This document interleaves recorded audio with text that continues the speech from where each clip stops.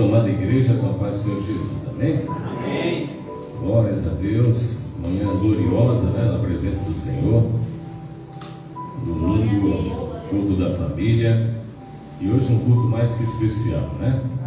Com a unção do nosso bispo, com a apresentação dessa bênção, né, que é a Ana Vitória. Estamos todos aqui muito felizes e creio que o Senhor tem um pouco mais a falar com as nossas vidas nesta manhã. Peço que os amados irmãos abram a vossa Bíblia em Mateus 16, amém? Mateus 16, vamos estar lendo apenas 2 versículos. Evangelho segundo escreveu Mateus, capítulo 16. Vamos estar lendo os versículos 26 e 27 apenas, amém? Louvado seja Deus. O Senhor falou algumas coisas comigo nesta palavra e eu creio que vai falar com os irmãos também. Prometo ser breve, né? As horas já se avançam. Vou tentar resumir aqui o máximo. Mateus 16, versículo 26 diz assim, versículo 27, aliás, 27 e 28. Versículo 27 diz assim: porque o Filho do Homem virá na glória de seu Pai com seus anjos, e então dará a cada um segundo as suas obras. Versículo 28. Em verdade vos digo que alguns há dos que aqui estão, que não provarão a morte, até que vejam vir o Filho do Homem no seu reino. Somente até aqui. Pode se assentar dando glórias ao Senhor. Glória a Deus. Palavra gloriosa. Meus irmãos, eu quero iniciar essa palavra falando do contexto em que o nosso Senhor Jesus Cristo disse isso. Nesse evangelho não diz, mas no evangelho de Lucas, que relata essa mesma passagem, diz que ali Jesus, enquanto ele ensinava, havia uma grande multidão, ao ponto de umas pisotearem as outras. O evangelho de Lucas narra que umas pisavam nas outras, de tanta gente que tinha ali se apertando para chegar perto de Jesus, para ouvir os seus ensinamentos. E o Senhor Jesus, ele faz ali uma advertência. Ele faz uma advertência aos seus discípulos a respeito dos fariseus, pois os fariseus estavam ali e eles pediam a Jesus um sinal do céu. E o Senhor Jesus disse que eles não teriam um sinal do céu. O único sinal que eles teriam seria o sinal de Jonas, se referindo ao fato que o profeta Jonas permaneceu no ventre do peixe por 3 dias e 3 noites, e que ele, Jesus, o Filho do Deus vivo, ele permaneceria no ventre da terra também por 3 dias e 3 noites, mas ao 3º dia ele ressuscitaria vencendo a morte. E o Senhor Jesus alerta os seus discípulos para tomar cuidado com o fermento dos fariseus. O fermento dos fariseus, o que é esse fermento? Era a falsidade, porque os fariseus, muitas vezes chamados por Jesus de hipócritas. O que significa hipócritas? Vem da palavra hipócrites, do grego, que significa ator, alguém que representa um papel. Ou seja, eles falavam da lei, eles apregoavam a lei, eles colocavam julgos pesados sobre os ombros das pessoas em relação à lei, mas eles mesmos não cumpriam. É aquela história de faço o que eu falo, mas não faço o que eu faço. Jesus os chamou também de sepulcros caiados, que por fora eram belos, vestiam, belas vestimentas, gostavam de se assentar nos primeiros lugares da sinagoga, gostava quando o povo os chamava de rabi, de mestres. Eles gostavam de honra, mas por dentro de si, assim como um sepulcro, só havia podridão, só havia erro, só havia engano, só havia pecado. Longe das vistas do público, eles eram totalmente o oposto daquilo que eles ensinavam e que exigiam que os outros fizessem. Também no contexto em que Jesus disse isso, Pedro, ele confessa a Jesus, como Filho do Deus vivo. Pois Jesus pergunta: e vós, quem dizeis que eu sou? Pedro, como sempre, como já foi falado aqui nesta manhã, ele sempre tomava a palavra. Dentre os 12 apóstolos, ele era o que mais falava. E ele tomou a palavra dizendo: tu és o Cristo, o Filho de Deus vivo.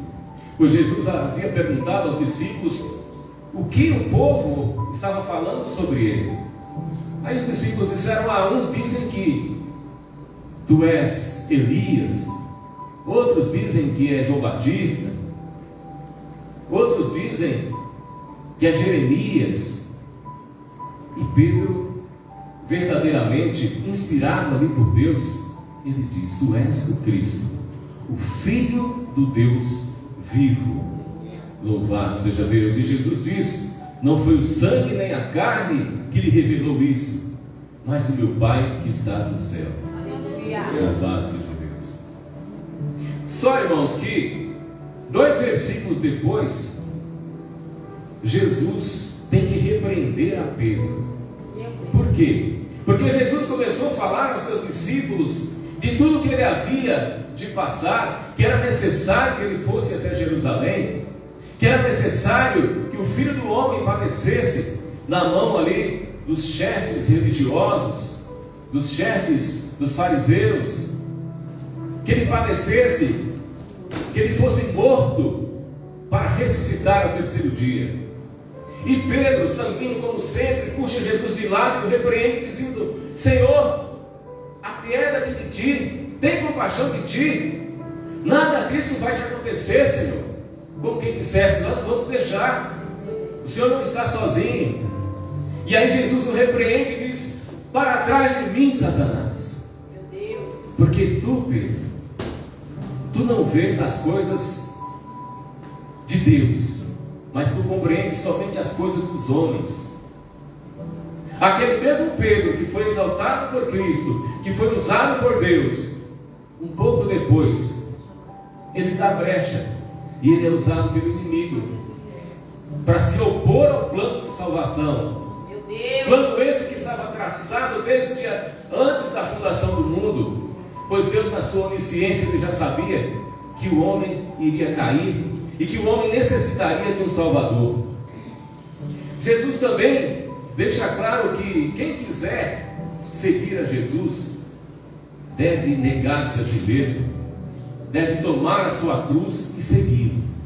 E uma coisa que eu falo para os irmãos nessa manhã: não existe cruz ortopédica, não existe aquela cruz que encaixa direitinho, que não machuca, que não pesa. Não, toda cruz pesa, toda cruz machuca, mas é necessário que cada um tome a sua. Louvado seja Deus. O Senhor Jesus disse também que todo aquele que quiser salvar a sua vida, perdê-la-á, mas aquele que perder a sua vida por amor de Cristo, a achará. Aleluia! Como assim? Ele disse no sentido da vida eterna: quem perder a vida física aqui nesse mundo, lá na glória, lá na eternidade, ele achará não a vida de alguns anos como essa que nós vivemos aqui, mas a vida eterna na glória do Senhor. Louvado seja Deus. Ele ensina também que de nada vale ganhar o mundo inteiro, mas perder a alma.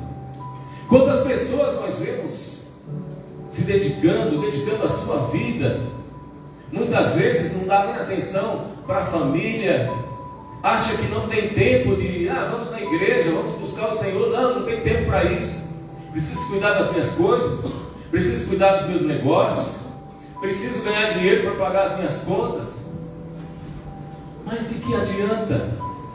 Essa pessoa pode até prosperar financeiramente nesta terra, mas e quando partir daqui? Essa pessoa não terá a vida eterna. Ela está conquistando bens perecíveis, como diz a palavra, bens, que a traça corrói, bens que a ferrugem consome. Mas ele não está buscando, ela não está buscando um bem eterno, que é a salvação em Cristo Jesus. Louvado seja Deus. E é nesse contexto que Jesus diz essas palavras que lemos aqui. No versículo 27, parte A, ele fala do seu retorno triunfal. Ele fala do seu retorno no fim dos tempos, quando ele retornará por sobre as nuvens com seus anjos em glória. E a Bíblia diz em Apocalipse que todo olho o verá. Aleluia. E ele virá não mais o Jesus sofredor, ele virá o Jesus triunfal, o Jesus Filho de Deus, com a glória que ele tinha com o Pai antes mesmo da fundação do mundo. Glória essa da qual ele abriu mão, glória essa da qual ele deixou para trás, para se encarnar aqui como um homem, viver como eu e você, sentindo as mesmas dores, as mesmas necessidades, as mesmas paixões. Tudo isso por amor a mim e a você. Tudo isso para cumprir o plano de salvação traçado por Deus Pai desde a eternidade. Aleluia. E a parte B do versículo 27, Jesus disse que na sua volta ele recompensará a cada um segundo as suas obras. Em algumas versões de Bíblia está escrito que ele dará a cada um segundo o que tenha feito, mas o significado é o mesmo. É quando eu e você compareceremos perante o tribunal de Cristo. Mas como assim? Até os salvos serão julgados? Não, todos nós seremos julgados quando comparecermos, não no tribunal de Cristo, mas no tribunal do trono branco. Diante do tribunal do trono branco, todos nós seremos julgados. Porém, os salvos comparecerão a esse segundo tribunal, o tribunal de Cristo. A palavra traduzida por tribunal de Cristo é a palavra grega bema, que significa um local onde naquela época os atletas subiam para receber a sua premiação, para receber as suas medalhas, os seus troféus. Assim como hoje nos nossos dias existe um pódio, é equivalente ao pódio de hoje em dia, que nas competições olímpicas principalmente, ali sobem as pessoas que venceram, geralmente o degrauzinho mais baixo é do terceiro lugar, para aqueles que recebem a medalha de prata, o degrau do meio para o segundo lugar, que recebe a medalha de prata, o mais baixo a de bronze, do meio, a medalha de prata, e o degrau mais alto para quem ganhou em primeiro lugar, para quem chegou na frente, para quem fez a maior pontuação, a medalha de ouro. Louvado seja Deus. Então eu e você, salvos em Cristo Jesus, compareceremos a esse tribunal, não para julgamento, mas para receber os nossos galardões, para receber a nossa recompensa, segundo as nossas obras aqui na terra. As nossas obras, a caridade, o amor, a ajuda ao próximo, elas não nos salvam. Somente o que salva a mim e a você é Jesus Cristo. O sacrifício de Jesus Cristo, só Ele salva. Mas estas obras, elas nos renderão na vida eterna os nossos galardões. E aí quem fez mais receberá maiores galardões do que quem fez menos. Amém? Louvado seja Deus. E Jesus disse também que ali alguns, lá no versículo 28, alguns ali não provariam a morte antes que vissem vir o Filho do Homem no seu reino. Aleluia. Tenho certeza que no momento eles entenderam que Jesus, ao morrer, ressuscitar, rapidamente, talvez ele voltaria em poucos dias ou em poucos anos, pois a gente sabe que a vida humana ela se limita a 80, 90, 100 anos, No tempo de Moisés para cá, o tempo da vida foi limitado aos 120 anos, Como diz a palavra. Como assim? Alguns ali veriam em vida o Filho do Homem vir em seu reino. A Bíblia nos diz que 6 dias depois, Jesus vai no alto monte, e ele leva com ele Pedro, Tiago e João, e eles sobem aquele monte, e ali no monte Jesus se transfigura diante deles. A palavra nos diz que o rosto de Jesus brilhava como o sol, Aleluia! e as suas vestes, de tão brancas, resplandeciam. Glória a Deus. E eles ficaram maravilhados diante daquela visão, e eis que surge ali Moisés e Elias. Segundo os estudiosos da palavra, Moisés representando a lei e Elias representando os profetas. Aliás, a Bíblia hebraica é dividida em 3 partes: a Torá, que é composta pelos livros da lei, o Levim, que é composto pelos livros dos profetas, e o Ketuvim, que é composto pelos livros de sabedoria, como Salmos, Provérbios, Cantares, Eclesiásticos, Jó e assim por diante. Então ali estava, naquela visão, Elias, que representava os profetas, e Moisés, que representava a lei, e Jesus. E aí Pedro, abobalhado ali, é sempre Pedro, né, gente? Sempre Pedro. Ele abobalhado ali, com aquela visão, ele falou: Senhor, é bom estarmos aqui. Se o Senhor quiser, eu faço 3 tendas, uma para ti, outra para Moisés e outra para Elias. E a palavra diz que ali eles são envolvidos por uma nuvem resplandecente, e de dentro daquela nuvem sai uma voz que diz: este é o meu filho amado, em quem tenho prazer, a ele ouvi. E eles caem aterrorizados de joelho, pois eles percebem que Deus Pai soberano está ali naquela nuvem a falar com eles naquele momento. São tocados no ombro por Jesus. Ao levantarem ali, não veem mais nada, somente Jesus na frente deles. Já havia desaparecido aquela visão. Ou seja, através dessa visão é instituído ali um novo testamento, é instituída uma nova aliança que teria início após a morte de Cristo Jesus, pois um testamento ele só tem validade após a morte do testador. Portanto, o Novo Testamento ele se inicia de fato e de verdade a partir de Atos dos Apóstolos. Louvado seja Deus. E o texto-chave que eu encontrei nessa passagem, o que me chamou a atenção, que me saltou aos olhos, é onde está escrito: e então Jesus dará a cada um segundo as suas obras, ou segundo aquilo que tenha feito. Eu, a partir de agora, vou deixar para a igreja algumas reflexões. Eu já quero adiantar que não é atacando ninguém, que não é dando cajado em ninguém, pois aqui quem tem autoridade para isso é somente os nossos apóstolos que estão à frente desta obra. Mas são reflexões, são perguntas que o Senhor colocou no meu coração a respeito dessa palavra, que inclusive dizem respeito a mim, pois a palavra, ela, como muitos pregadores dizem, é uma grande verdade, né? Ela corta dos dois lados, não somente para a igreja, mas para o pregador. Ela fala primeiramente com o pregador, para depois falar com a igreja. A primeira pergunta: o que eu e você temos feito para o reino de Deus? Será que temos feito aquilo que Ele nos chamou para fazer na sua obra, no seu reino?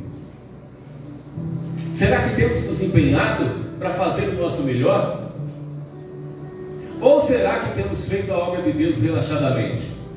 Como está escrito lá em Jeremias 48:10, né?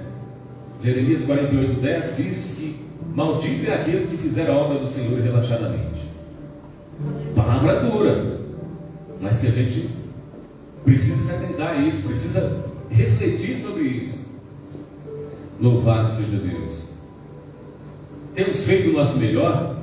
Temos cumprido o ID de Jesus? Jesus disse: ide por todo mundo, pregar o evangelho a toda criatura. Será que temos falado de Cristo, pelo menos aquele que está do nosso lado? Glória a Deus.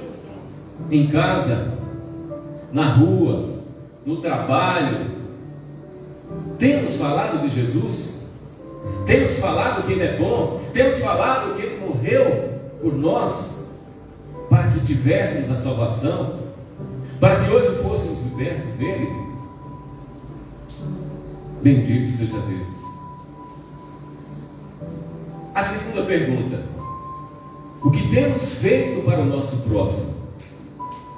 Jesus disse: eis que vos dou um novo mandamento: amar a Deus sobre todas as coisas e ao próximo como a ti mesmo.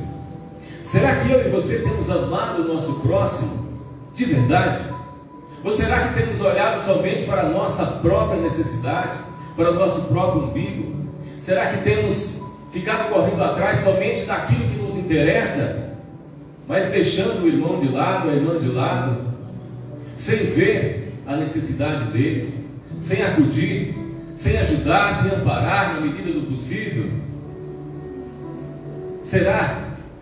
É claro que alguns podem ajudar com pouco, outros com muito, uns menos, outros mais, mas Deus sabe de todas as coisas. Quando aquela viúva chegou ali para depositar no gasofilácio apenas 2 pequenas moedas, o Senhor Jesus falou que ela deu mais que todos, porque os outros colaboravam ali com o ministério, com a quantia que sobrava. É como eu e você parar num farol, vinha alguém, algum pedinte ali, você olhar na carteira e ter ali R$1, R$2, ou para estacionar um carro na rua em algum lugar e depois uma flanelinha. Você pega lá: eu tenho aqui 50, tenho aqui mais 5, vou dar esses 5 aqui para ele, vai. Então os outros colaboravam assim com o que sobrava, mas aquela viúva não, ela deu de todo o seu sustento, ela só tinha aquelas 2 moedas. Assim também somos eu e você na obra de Deus. Alguns podem colaborar com mais, dedicar mais tempo, trabalhar mais, pregar mais, outros menos, mas Deus sabe de todas as coisas. Ele conhece o seu coração, Ele conhece a motivação do seu coração. Glória a Deus. Bendito seja Deus. Aleluia. A terceira pergunta: o que temos feito por nós mesmos? O apóstolo Paulo disse que o nosso corpo é templo do Espírito Santo. Nele habita o Espírito Santo que provém de Deus. Ou seja, nós não somos nossos, nós não somos de nós mesmos, nós somos de Deus. E o nosso corpo é templo do Espírito que habita em Deus, Espírito Santo. Aleluia. Então precisamos cuidar desse corpo, precisamos cuidar da saúde física do corpo. Irmãos, temos que cuidar, temos que ir no médico, temos que procurar, na medida do possível, ter uma boa alimentação, cuidar desse corpo que é templo do Espírito. Há não muito tempo atrás, eu perdi um tio, que ele falava assim: eu não gosto muito desse negócio de ir no médico, de ficar fazendo check-up, porque você já sabe, né? Quem muito procura acaba achando. E foi, né? Os anos foram se passando, um belo dia, ele teve lá um sintoma, foi ao médico. O médico pediu uma tomografia. Na tomografia apareceu um pequeno tumor no intestino dele. Vamos fazer a cirurgia, está pequeno, vamos tirar, fazer químio, rádio. Grande é a chance de vida, grande é a chance de você se recuperar. Só, irmãos, que quando o médico abriu para fazer a cirurgia, quando ele olha, ele disse depois para a esposa dele, falou: olha, eu não gostei do que eu vi. Porque apareceu apenas um pequeno tumor no intestino, mas aquele câncer ele já havia entrado em metástase, já havia tomado várias outras partes do corpo. Então o médico somente fechou a cirurgia, E ao conversar com a esposa dele, ele não vai fazer químio, rádio, não vai tentar, não. Nem alguma dieta especial para ele, doutor. O doutor falou, não. Dá para ele tudo o que ele tiver vontade de comer. O que ele tiver vontade, deixa ele comer. Providencia para ele. Por quê? Ele estava desenganado, irmãos. Segundo a medicina, não havia mais jeito. E ele ainda sobreviveu por algum tempo. Esse câncer atingiu ali o fígado dele e começou a sair uma substância ali para o seu organismo e começou a atingir a sua pele. E ele, que tinha mais ou menos a minha cor, ele foi escurecendo, emagrecendo, definhando. Eu até mandei na época as fotos para a nossa apóstola, que eu pedi oração, pedi para a nossa apóstola nos ajudar em oração pela causa dele. Eu mandei para ela a foto dele antes e dele quando doente. Não parecia a mesma pessoa, parecia outra pessoa totalmente diferente. Mas por quê? E ele era uma pessoa que tinha recursos, tinha condições. Ele não quis, porque ele tinha medo. Se eu procurar eu vou achar. Então, irmãos, não façam isso. Cuidem do seu corpo físico. E além do seu corpo físico, da sua saúde física, cuide também da sua saúde moral. Precisamos cuidar da nossa saúde moral. Principalmente nós, crentes em Cristo Jesus, como a nossa apóstola costuma dizer, nós somos carta lida. As pessoas dizem, ali está um crente, ali está uma crente, ali está um servo de Deus, ali está um pastor. Mesmo não servindo a mesma fé que nós, eles reconhecem que somos servos de Deus. E aí, que testemunho eu e você vamos dar? Que testemunho vamos dar ao mundo, se de repente começarmos a fazer as mesmas coisas que eles, se começarmos a nos vestir como eles, se começarmos a nos comportar, a falar palavras torpes, como se diz, como se faz no mundo? Que testemunho nós daremos? Essas pessoas dirão, eu estava até pensando em ir para a igreja, mas olha só, olha aí o pastor, olha o diácono, olha o obreiro, olha o crente. Acho que eu não vou não, vou ficar por aqui mesmo, né? Não estou vendo mudança, não estou vendo diferença. Por quê? Porque tais obreiros não estão cuidando da sua saúde moral. Devemos também cuidar da nossa saúde espiritual. Como assim cuidar da saúde espiritual?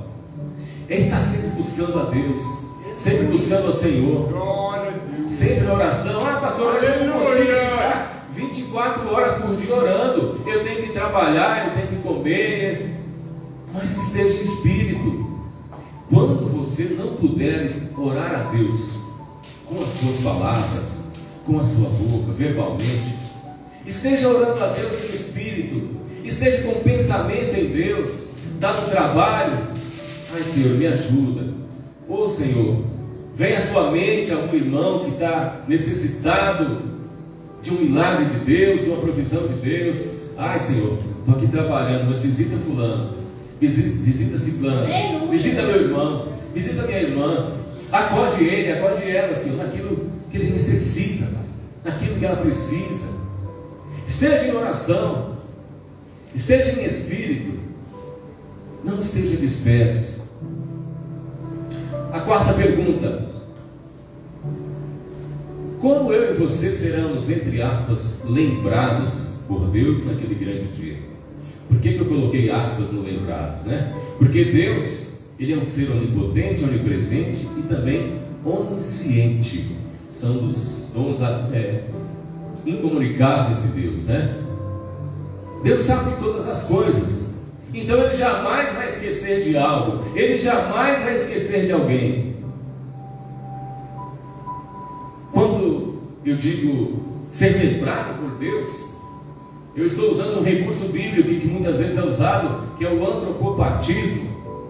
composto pelas palavras gregas anthropos e também pela palavra pathos, que significa anthropos, humano, e pathos, sentimento ou característica. Então eu estou atribuindo de uma maneira didática a Deus características ou sentimentos humanos. Então Deus, Ele jamais vai se esquecer. Mas diante dele, naquele grande dia, a palavra nos diz lá em Malaquias 3,16, que há diante de Deus um memorial, onde está ali os nomes daqueles que o temem, daqueles que se lembram do seu nome. O que é temer a Deus não é ter medo de Deus. Temer a Deus é obedecê-lo, é seguir os seus ensinamentos, é procurar apartar-se do mal, estar segundo a palavra do Senhor. Bendito seja o santo nome do Senhor. Há um memorial, irmãos, diante dele, com todas as nossas obras, com tudo aquilo que eu e você fizermos nessa terra. Louvado seja Deus. Há a história de uma pessoa que viveu no século XIX. Essa pessoa se chamava Alfred Nobel. Era um químico que inventou a dinamite. Ele era químico, era engenheiro, tinha outras funções, e ele trabalhando ali com seu pai no laboratório de química que eles tinham, ele conseguiu desenvolver ali a fórmula da dinamite. Porém, aquela fórmula ainda não estava pronta. Montaram ali uma fábrica para produzir aquele explosivo. Porém, a história diz que, se não me engano, 5 meses depois de construída a fábrica, aquela fábrica vem explodir. E naquela explosão morrem 5 pessoas. Uma delas, um dos irmãos de Alfred Nobel, o Emil Nobel. 4 funcionários, mais um dos irmãos.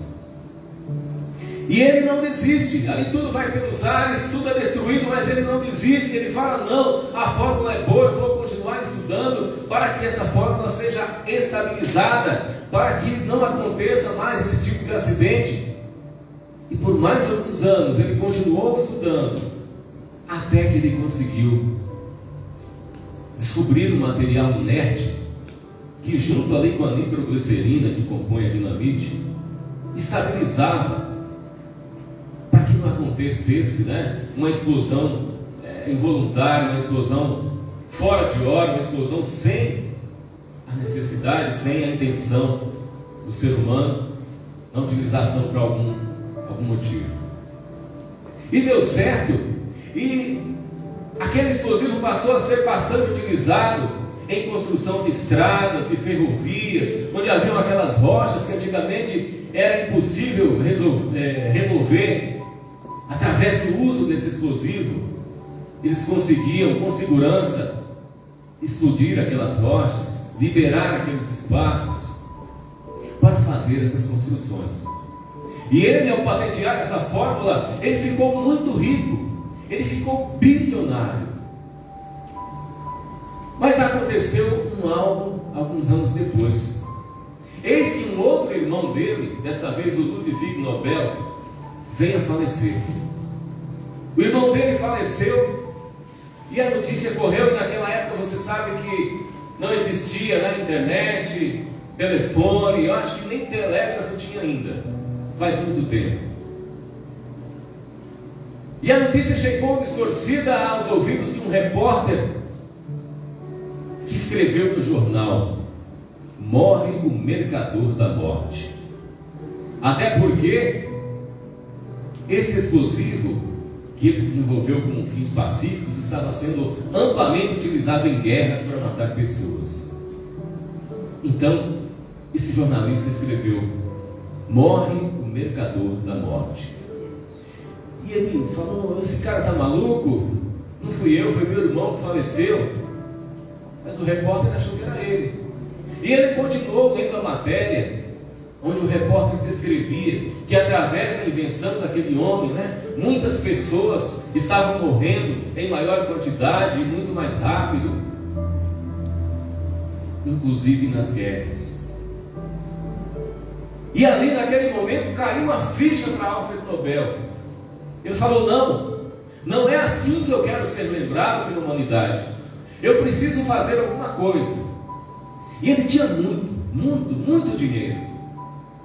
Aí ele funda a instituição, a Fundação Nobel. Qual era o objetivo dessa fundação? Fundação essa que existe até hoje: premiar pessoas que fizessem algo de bom para a humanidade, seja na medicina, na ciência, ou em atitudes, em leis que promovessem a paz.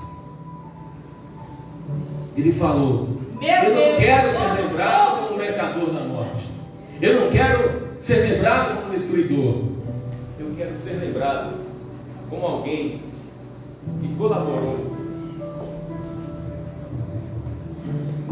colaborou para a melhoria da humanidade. E assim até hoje existe o Prêmio Nobel, Existem as premiações todo ano.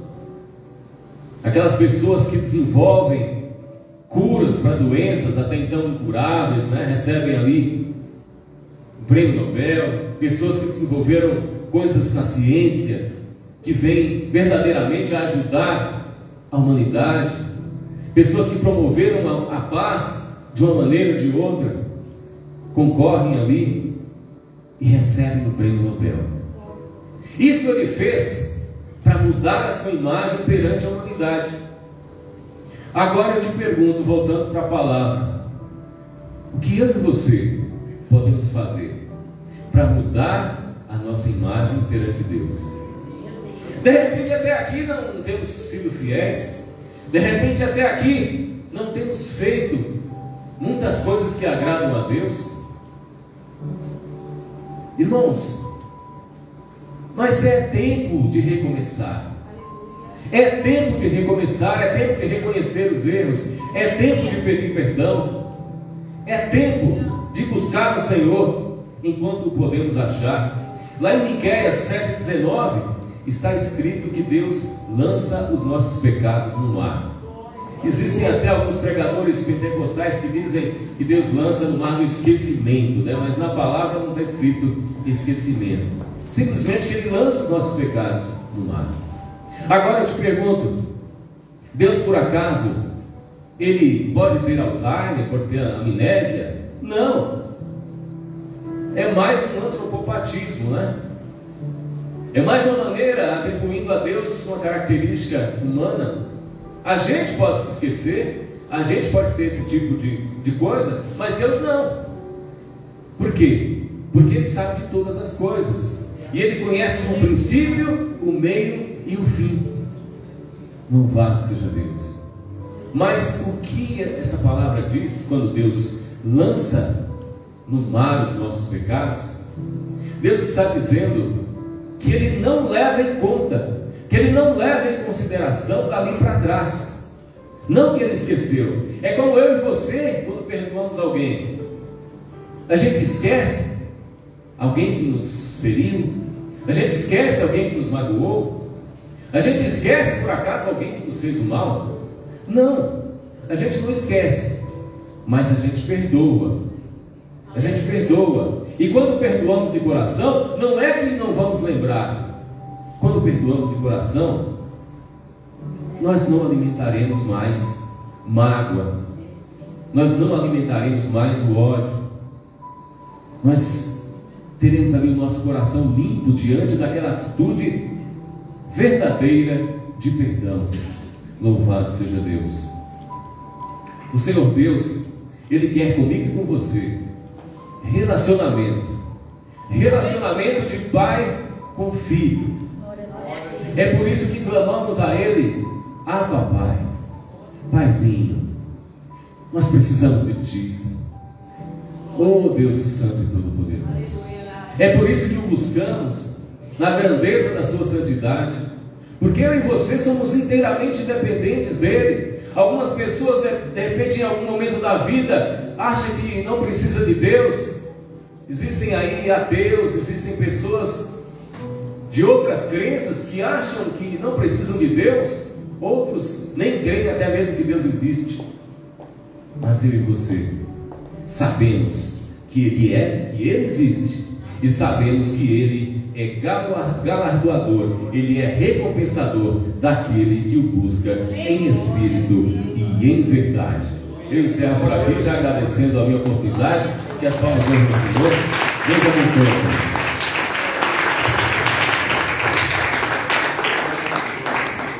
Glória a Deus. Papai falou conosco, né? Nessa manhã.